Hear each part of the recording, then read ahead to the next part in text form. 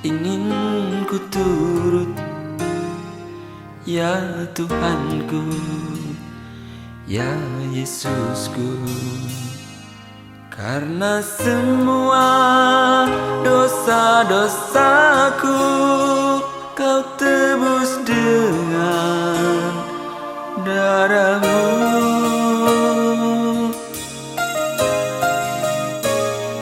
Meskipun di dunia ini ku peroleh segala-galanya, namun yang selalu ku rindu hanyalah kasih-Mu.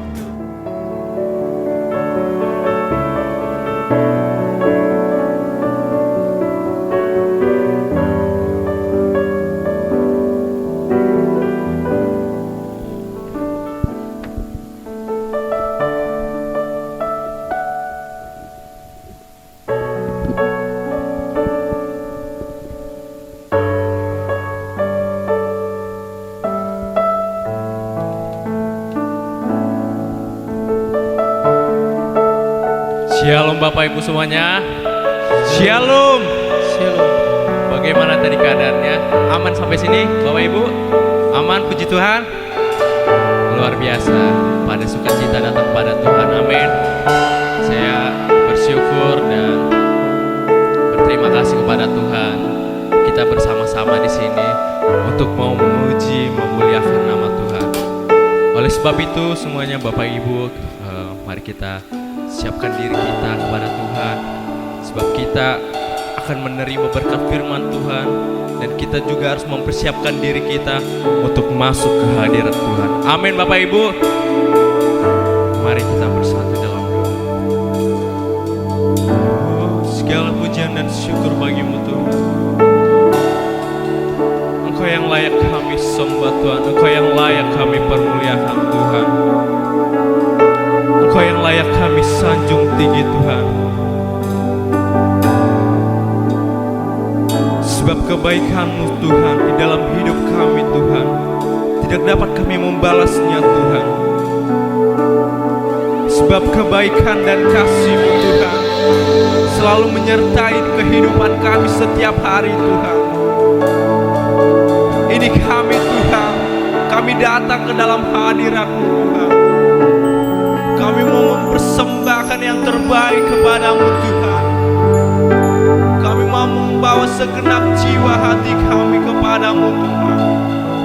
Kami mau memuji menyembah-Mu Tuhan. Kami mau memuliakan-Mu Tuhan. Biarlah hidup kami berkenan di hadapan-Mu Tuhan. Layakkan setiap hidup kami datang kepada-Mu Tuhan. Jamah setiap hidup kami Tuhan. Kau ciptakan untuk menyenangkan hati. Oh terima kasih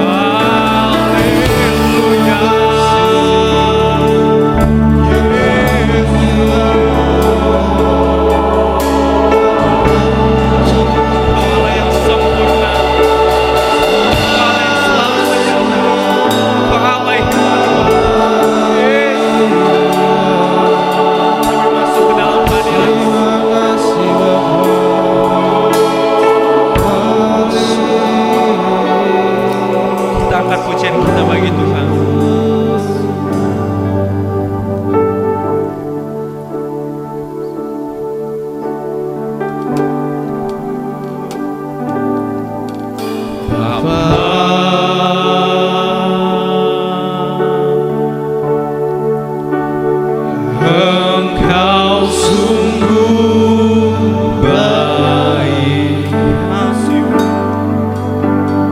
kasih-Mu melimpah di hidup kami Tuhan. di hidupku.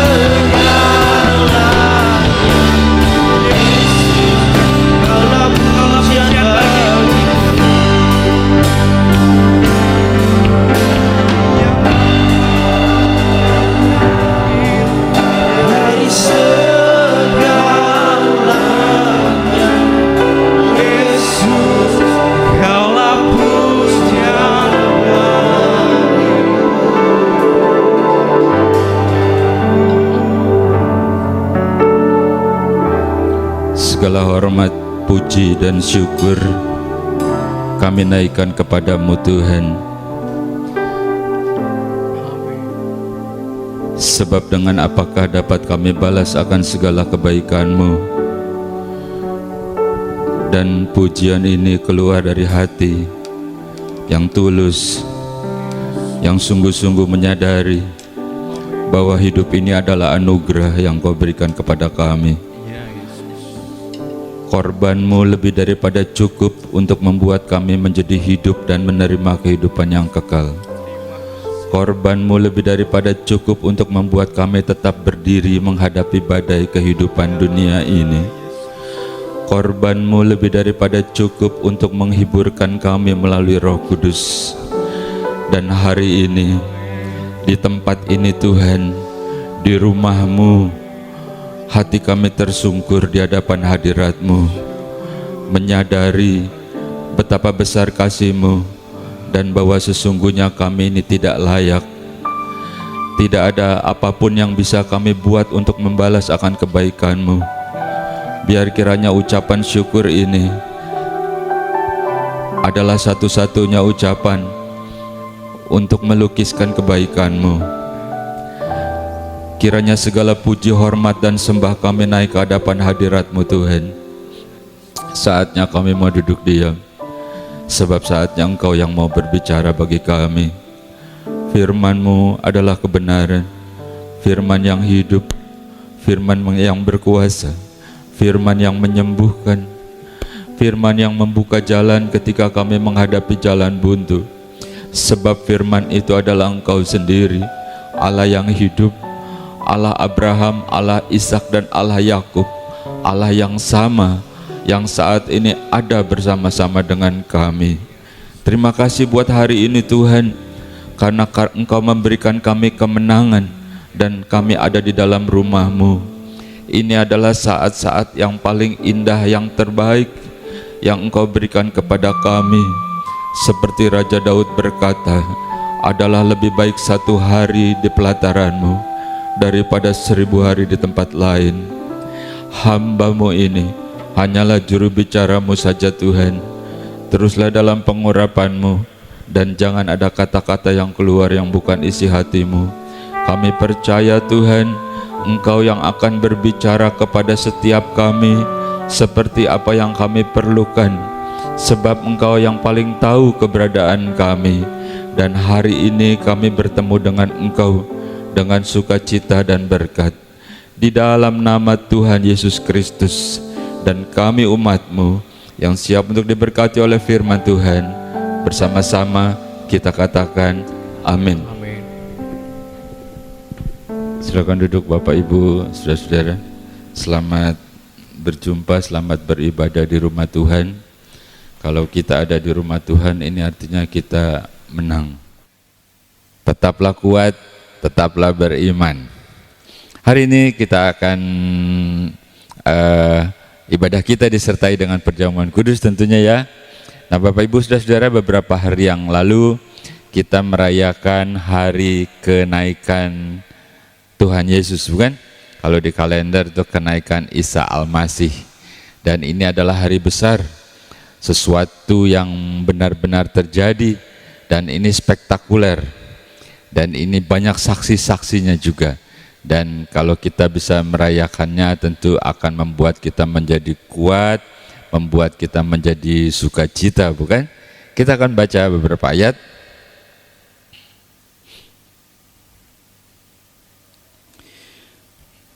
Kisah Para Rasul 1 ayat yang ke-11, demikian firman Tuhan. Dan berkata kepada mereka, hai orang-orang Galilea, mengapakah kamu berdiri melihat ke langit? Yesus ini yang terangkat ke surga meninggalkan kamu akan datang kembali dengan cara yang sama seperti kamu melihat dia naik ke surga. Bapak Ibu, saudara-saudara yang terkasih, malaikat berbicara kepada orang-orang Galilea yang masih tercengang-cengang rupanya. Malaikat berkata, kenapa kamu melihat ke langit? Yesus yang naik ke sorga, dia akan datang kembali dengan cara yang sama seperti yang kamu lihat. Yesus dalam lahirnya, pekerjaannya, sengsaranya, matinya, bangkitnya, naiknya, bahkan akan datang kembali, semua sudah dinubuatkan dan sebagian besar sudah terjadi. Kita tahu dari kelahirannya, pekerjaannya yang penuh dengan kuasa, Allah menyertai dia karena dia sebagai anak Allah yang tunggal, yang turun ke dunia untuk menolong kita tentunya, membuka jalan bagi kita, lalu harus menderita, mati di atas kayu salib, tergantung dengan begitu hina, kemudian mati dan bangkit, menyatakan diri kepada murid-muridnya, dan banyak orang menyatakan melihatnya. Kemudian yang kita baca, Yesus naik ke surga. Dari kesemuanya itu sudah digenapi, bukan? Jadi tinggal satu yang belum digenapi, yaitu Yesus akan turun dengan cara yang sama, kata malaikat. Luar biasanya, artinya akan diberikan kesempatan untuk bisa melihat ketika Yesus datang kembali.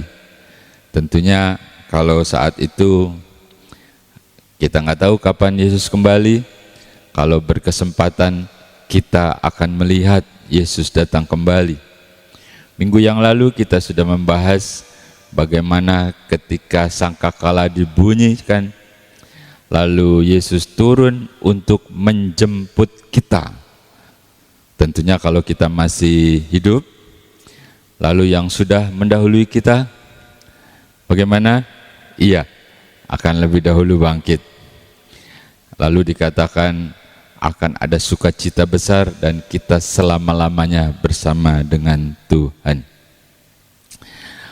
Sukacita bagi kita yang beriman, sukacita besar, penderitaan itu sudah terhapus, dan itu adalah harapan, suatu pengharapan yang tidak boleh sampai kita lupakan, karena itu adalah tujuan utama.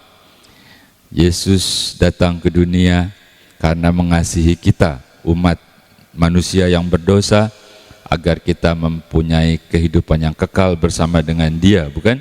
Nah, bersukacitalah kita. Artinya kita mendapat anugerah itu. Apalagi kalau saatnya kita bisa melihat dan kita dijemput, kita bisa naik bersama-sama dengan Dia, dengan Yesus. Kita baca ya, selanjutnya ya.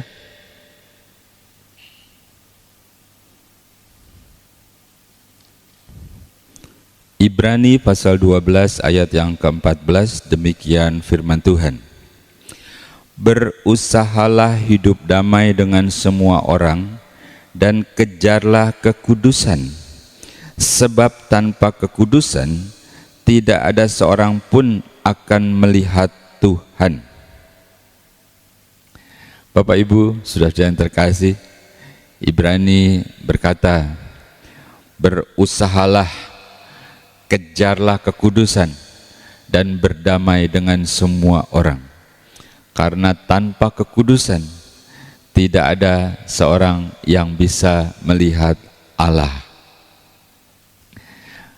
Halo, padahal kita semua bukan cuma ingin melihat, kita punya kerinduan dijemput bersama-sama dengan Tuhan. Tetapi Ibrani mengingatkan kepada setiap kita agar kita mengejar itu kekudusan. Kekudusan itu tidak datang dengan sendirinya.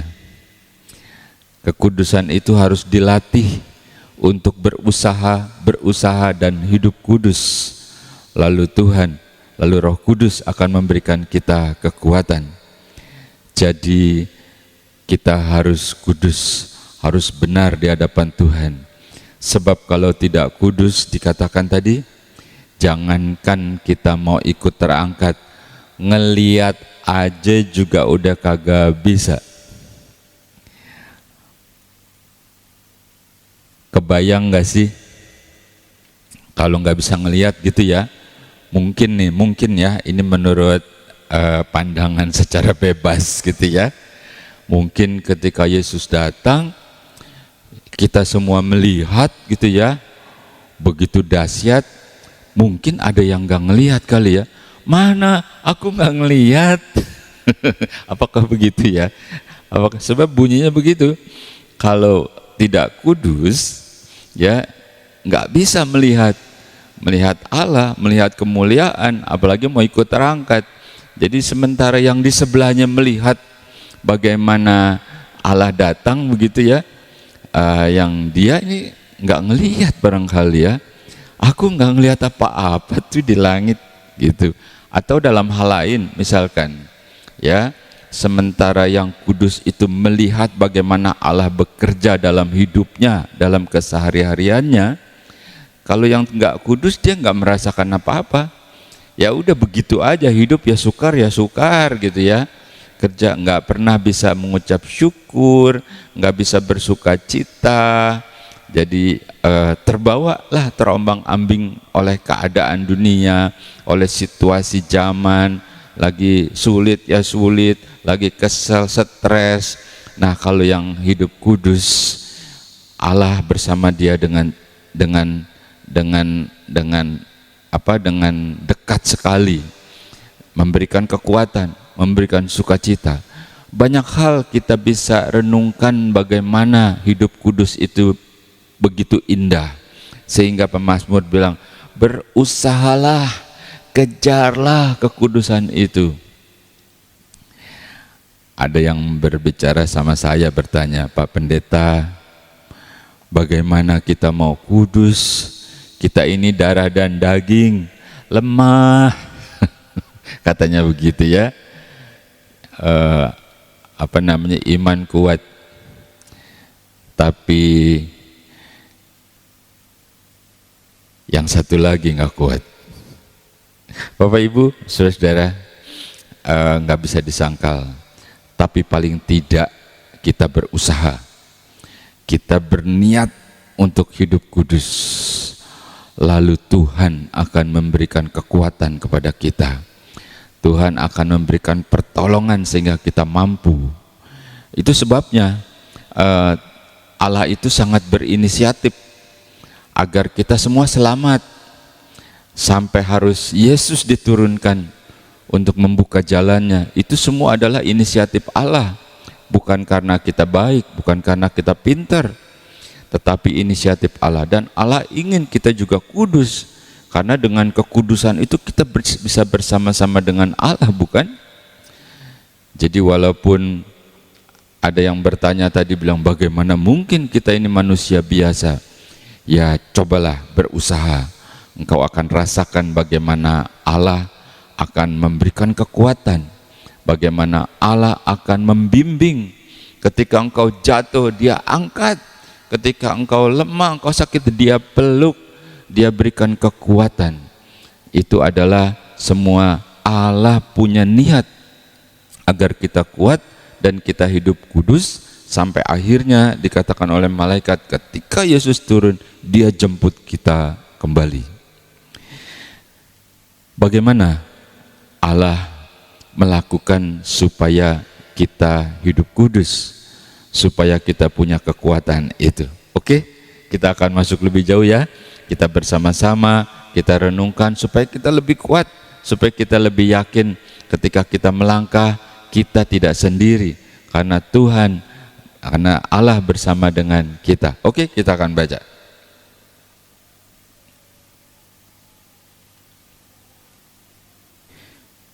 Ibrani pasal 12 mulai ayat yang ke-10. Sebab mereka mendidik kita dalam waktu yang pendek sesuai dengan apa yang mereka anggap baik. Tetapi Dia menghajar kita untuk kebaikan kita, supaya kita beroleh bagian dalam kekudusannya. Memang tiap-tiap ganjaran pada waktu ia diberikan tidak mendatangkan sukacita, tetapi duka cita. Tetapi kemudian ia menghasilkan buah kebenaran yang memberikan damai kepada mereka yang dilatih olehnya. Bapak Ibu, saudara-saudara yang terkasih di dalam Tuhan Yesus Kristus, setelah kita baca, kita mulai mengerti. Jadi Allah berinisiatif agar kita selamat, lalu Dia melatih kita untuk hidup kudus, dan melatih itu rupanya kalau kita boleh terjemahkan melalui kesengsaraan. Sebab dikatakan ganjaran itu mendatangkan duka cita. Kalau yang namanya duka cita tentu waduh, kayaknya kalau begini sih aku nggak suka nih. Tetapi justru itu bisa jadi itu merupakan cara Allah untuk mendidik kita, melatih kita supaya kita menjadi kudus. Oleh sebab itu, kalau mengalami banyak hal yang nggak enak, ya toh, kalau mengalami banyak hal yang kayak, aduh Tuhan, kenapa aku mengalami ini? Itu tetanggaku yang di sana kok tidak, misalnya gitu ya. Kalau mengalami banyak hal yang di luar prediksi kita, jangan cepat-cepat kita menuduh Allah, atau jangan cepat-cepat kita menjadi putus asa. Sebab mungkin saja itu adalah cara Allah karena mengasihi kita, Dia mendidik kita supaya jadi kudus melalui kesengsaraan. Artinya kesengsaraan yang diizinkan Tuhan. Bukan cari gara-gara, bukan cari masalah, tetapi seizin Tuhan. Misalnya penyakit, ya toh? Penyakit diizinkan. Ketika Tuhan jamah, Tuhan sembuhkan, lalu membuat engkau lebih dekat kepada Tuhan. Jangan tanyakan caranya sama saya. Tuhan yang menyembuhkan. Kalau caranya di zaman modern ini, baik melalui obat, baik melalui dokter, melalui apapun itu bisa. Atau melalui yang lain juga bisa. Kau harus tahu Tuhan itu bekerja tanpa batas. Bisa melalui penyakit, bisa. Apalagi melalui kesulitan-kesulitan hidup, pekerjaan, keluarga, apalagi saudara, waduh, akhir zaman. Saudara lebih tahulah, wabah juga bisa. Wabah juga membuat kita jadi lebih dekat sama Tuhan. Kita jangan dulu mengumpat, tapi coba kita tenangkan diri, katakan Tuhan, kalau ini seizin Engkau, lalu itu membuat aku menjadi lebih dekat, menjadi kudus melalui kesengsaraan yang Tuhan izinkan. Apalagi coba, mari kita baca.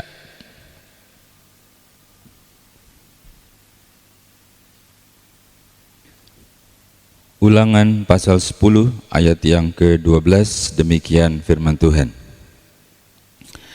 Maka sekarang hai orang Israel, apakah yang dimintakan daripadamu oleh Tuhan Allahmu, selain daripada takut akan Tuhan Allahmu, hidup menurut segala jalan yang ditunjukkannya, mengasihi Dia, beribadah kepada Tuhan Allahmu dengan segenap hatimu dan dengan segenap jiwamu, berpegang pada perintah dan ketetapan Tuhan yang kusampaikan kepadamu pada hari ini, supaya baik keadaanmu. Bapak Ibu, saudara yang terkasih, apa sih yang bisa kita tangkap bagaimana Tuhan mendidik kita untuk kita lebih kudus? Halo? Iya, jadi bisa terjadi bagaimana Tuhan mendidik kita ketika kita menurut melakukan kehendak Allah, justru akan timbul masalah, bukan? Ketika kita dekat kepada Tuhan, ternyata ada masalah. Padahal aku pengennya, aku ini rindu ketika aku dekat sama Tuhan, lalu Tuhan itu segala-galanya bagiku, urusanku beres semua, semuanya jadi beres. Jadi bisa juga Tuhan mendidik kita, walaupun kita ada di jalannya Tuhan, bukan tidak mungkin Tuhan mendidik kita, karena Tuhan sangat-sangat ingin kita itu betul-betul kudus, bersih, suci, mulia di hadapan Dia. Lalu terjadilah seperti yang kita baca tadi. Tuhan bilang kepada bangsa Israel, apalagi sih yang disuruh sama Tuhan selain takut akan Tuhan, hidup menurut jalannya, menurut ketetapannya, mengasihi Dia, beribadah. Ya tak? Udahkah semua? Udah? Waduh, Om, saya belum semua. Kalau ibadah aja kadang-kadang saya suka, ya kalau gerimis-gerimis, udahlah.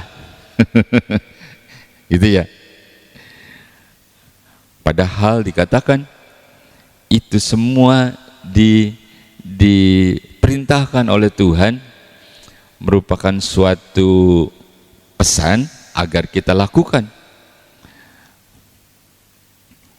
Hidup takut akan Tuhan, hidup menurut jalannya, turuti perintahnya, mengasihi dengan segenap hati, beribadah kepada Dia. Kalau itu semua sudah dilakukan, kata Tuhan berikutnya, supaya baik keadaanmu. Ya, supaya baik keadaanmu. Kalau Tuhan yang bilang baik, ya, bukan kita kalau ketemu teman, gimana kau? Baik, baik aku, ya beginilah. Ya begitulah keadaannya. Baiknya baik terpaksa. Tapi kalau Tuhan yang bilang baik, ditanya, bagaimana keluargamu? Baik. Bagaimana anak-anakmu? Baik. Bagaimana sekolahnya, kuliahnya? Baik. Bagaimana suamimu? Baik. Bagaimana istrimu? Baik. Bagaimana bisnismu? Baik. Dan masih banyak baiknya yang Tuhan bilang baik ketika engkau melakukan. Itu juga jalan menuju kekudusan, yaitu melakukan apa yang Tuhan perintahkan. Bukan baik di dunia saja. Nanti waktu Yesus datang, engkau bukan cuma melihat, tapi kita bersama-sama dengan Dia. Aduh, luar biasa. Apakah engkau tidak merasakan bahwa sekarang ini hidup yang Tuhan berikan adalah anugerah, suatu kesempatan untuk berbuat sesuatu. Kata Tuhan, supaya baik keadaanmu. Jadi diizinkan untuk menderita, untuk melakukan semuanya itu merupakan perintah, padahal semuanya untuk kebaikan siapa? Iya, kebaikan kita. Kita baca lagi ya satu ayat.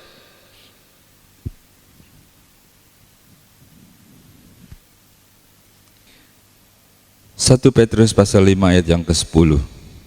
Dan Allah, sumber segala kasih karunia, yang telah memanggil kamu dalam Kristus kepada kemuliaannya yang kekal, akan melengkapi, meneguhkan, menguatkan, dan mengokohkan kamu sesudah kamu menderita seketika lamanya.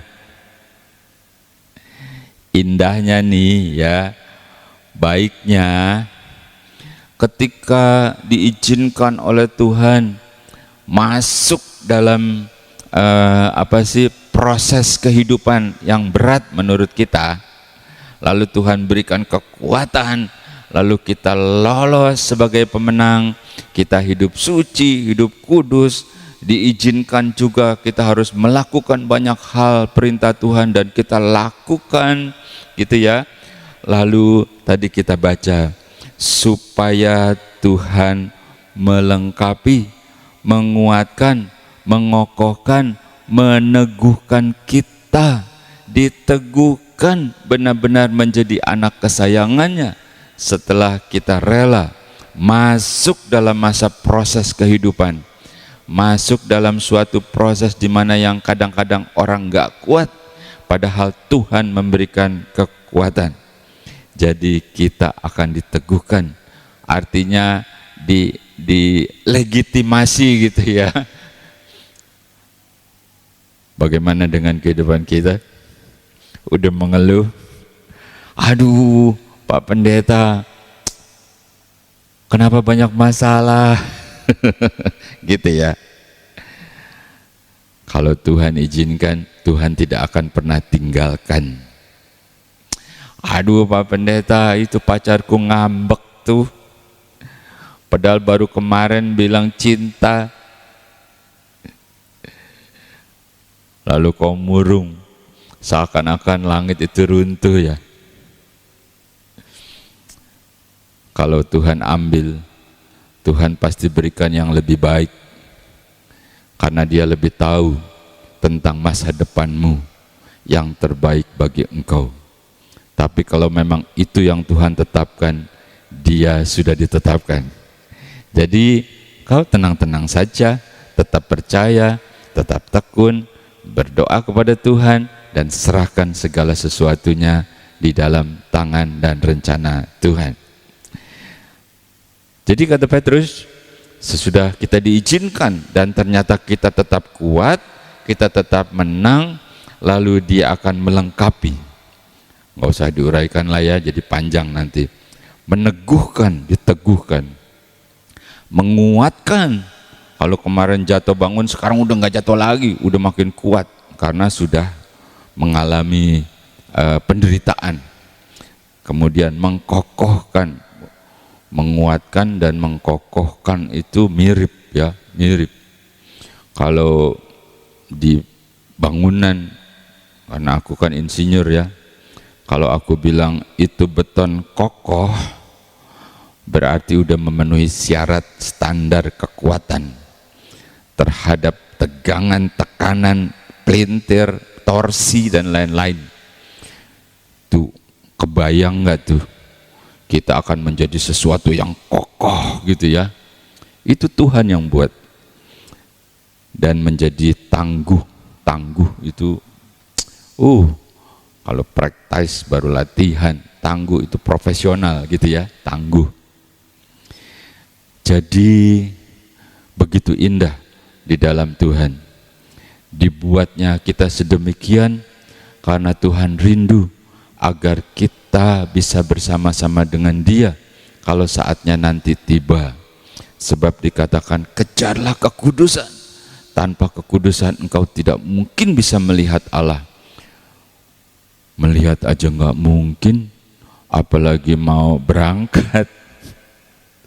Oke, terakhir ya, karena kita akan masuk dalam perjamuan kudus ya. Kita baca.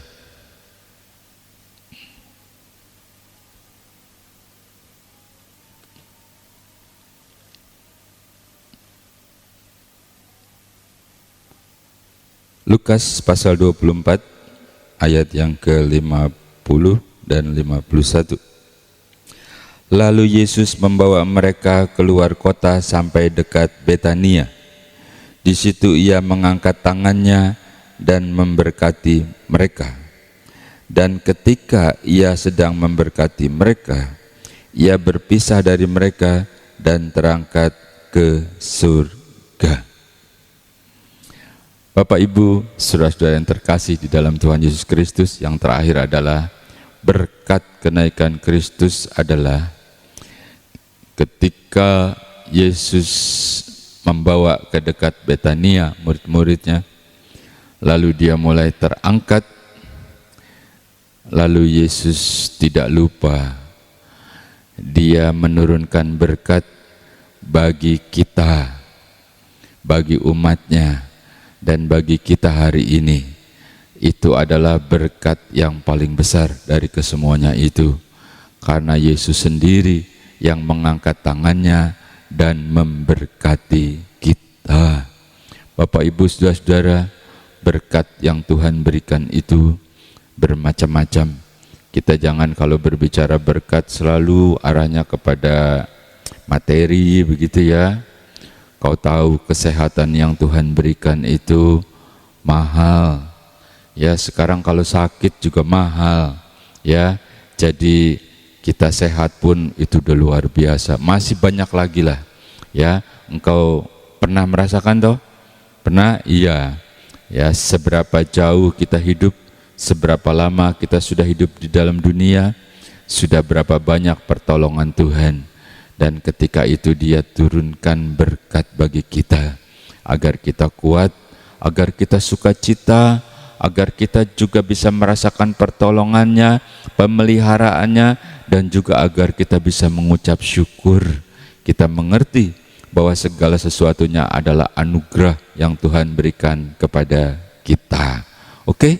Bapak, Ibu, saudara-saudara yang terkasih, kita akan masuk dalam perjamuan kudus, dan ini juga mengingatkan kita tentang kasih, tentang bagaimana Tuhan mengasihi kita, bukan cuman ngomong doang, tapi dia buktikan, dia berkorban sebagai tanda bahwa dia mencintai, bahwa dia mengasihi kita. Oke? Bapak, Ibu, saudara-saudara mempersiapkan diri di rumah ataupun yang di sini. Para pemain musik, singer, sound leader juga bersama-sama kita akan masuk dalam perjamuan kudus. Kita angkat pujian.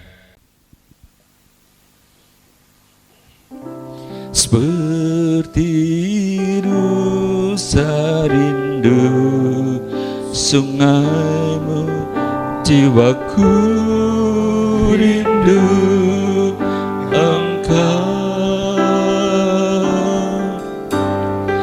Kaulah Tuhan hasrat hatiku, ku rindu menyembah. Katakan kembali, seperti rusa rindu sungaimu. Seperti rusa rindu sungaimu, jiwaku rindu engkau. Kaulah Tuhan hasrat hatiku, ku rindu menyembah.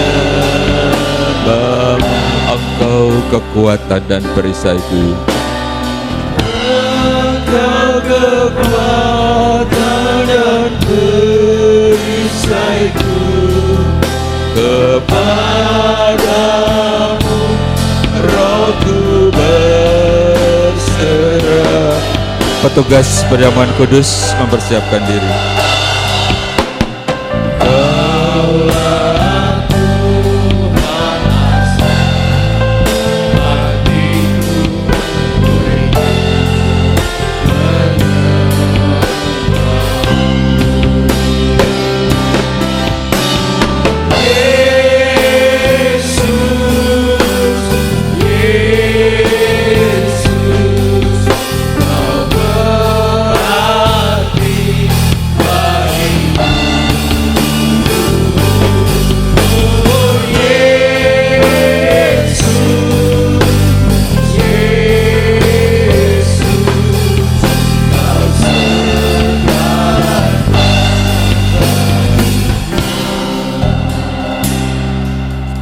Mari kita berdoa.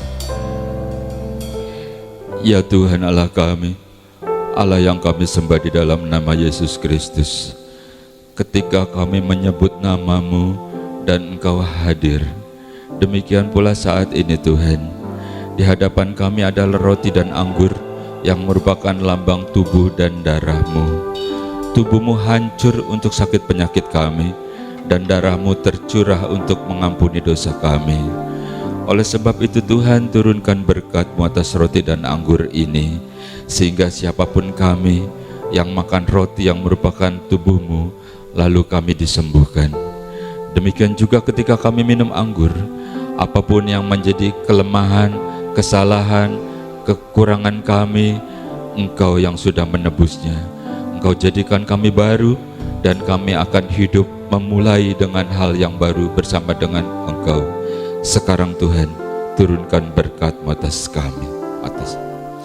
Di dalam nama Tuhan Yesus Kristus, turunlah berkat Tuhan atas roti dan anggur ini, sehingga siapapun kami yang makan roti yang merupakan lambang tubuh-Mu, yang minum anggur merupakan lambang darah-Mu, maka tubuh dan darah-Mu menyatu dalam kehidupan kami. Engkau berjanji membangkitkan kami pada hari kiamat untuk memperoleh kehidupan yang kekal. Di dalam nama Tuhan Yesus Kristus, turunlah berkat Tuhan atas roti dan anggur ini. Seperti Rosario, Sunayo, rindu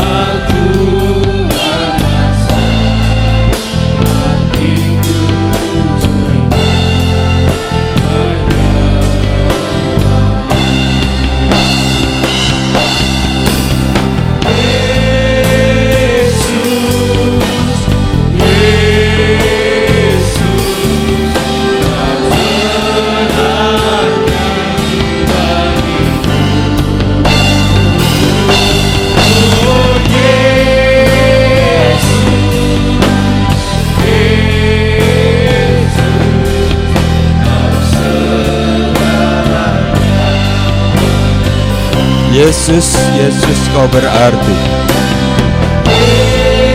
Mari kita bangkit berdiri bersama-sama.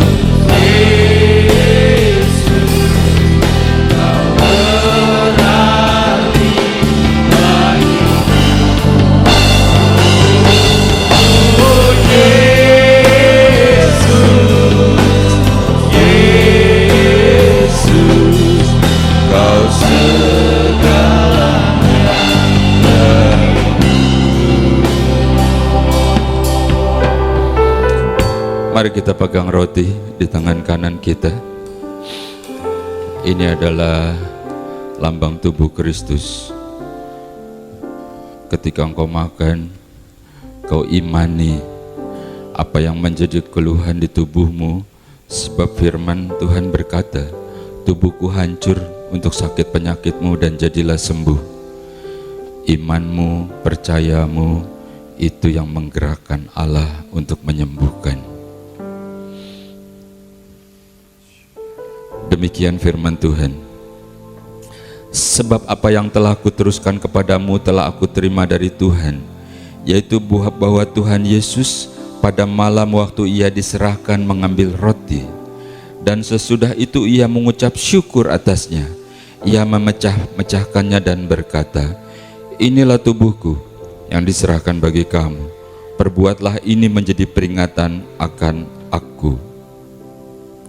Saudara, bukankah roti yang kita pecah-pecahkan adalah persekutuan dengan tubuh Kristus? Haleluya. Haleluya. Makan dengan percaya untuk kesembuhanmu dalam nama Yesus.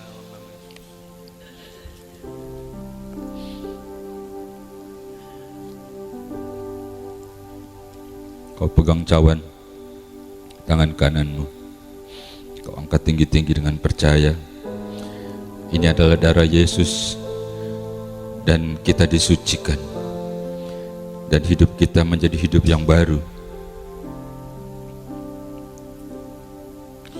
Demikian juga ia mengambil cawan sesudah makan lalu berkata, cawan ini adalah perjanjian baru yang dimeteraikan oleh darahku. Perbuatlah ini setiap kali kamu meminumnya menjadi peringatan akan aku. Saudara, bukankah cawan pengucapan syukur yang atasnya kita ucapkan syukur adalah persekutuan dengan darah Kristus? Minum dengan percaya dalam nama Yesus disucikan. Dia jamah segenap hidupku dan beri damai di hatiku. Dan beri damai di hatiku.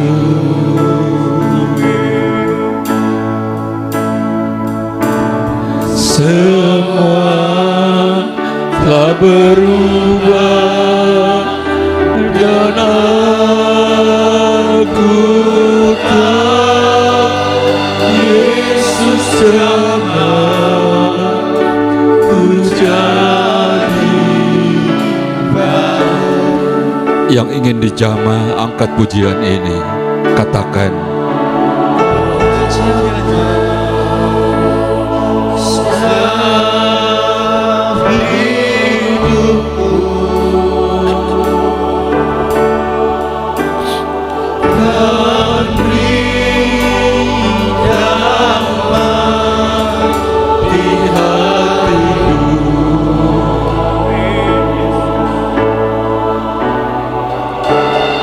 semua tak berubah dan aku tahu Yesus yang mau cari baru.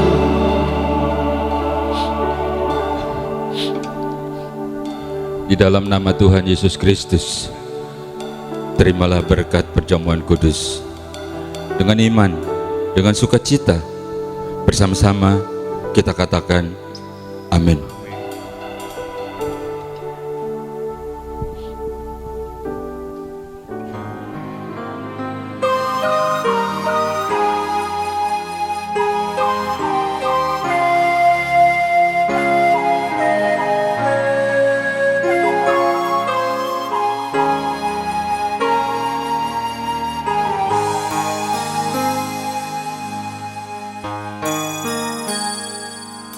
Engkaulah ingin ku turut, ya Tuhanku, ya Yesusku.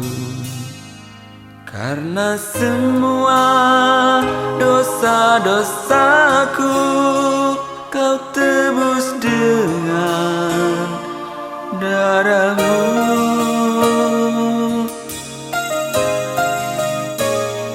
Meskipun di dunia ini ku peroleh segala-galanya, namun yang selalu ku rindu hanyalah kasih-Mu Tuhanku.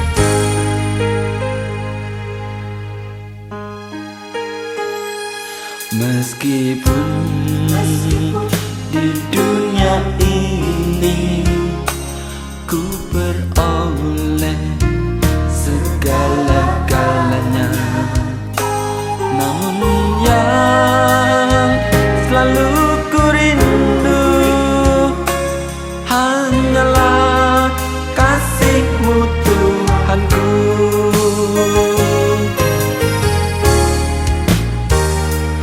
Inginnya ku di sisi-Mu,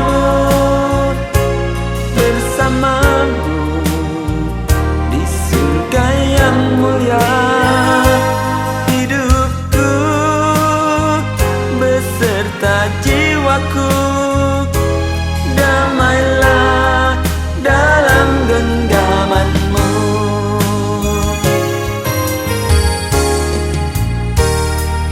Inginnya ku di sisi-Mu, bersama-Mu di surga yang mulia.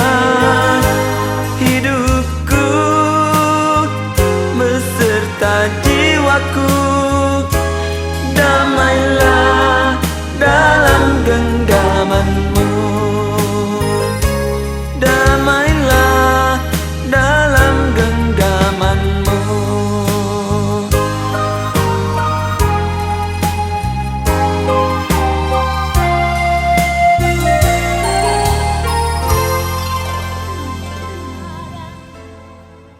Di hidup ini sering ada kemalut.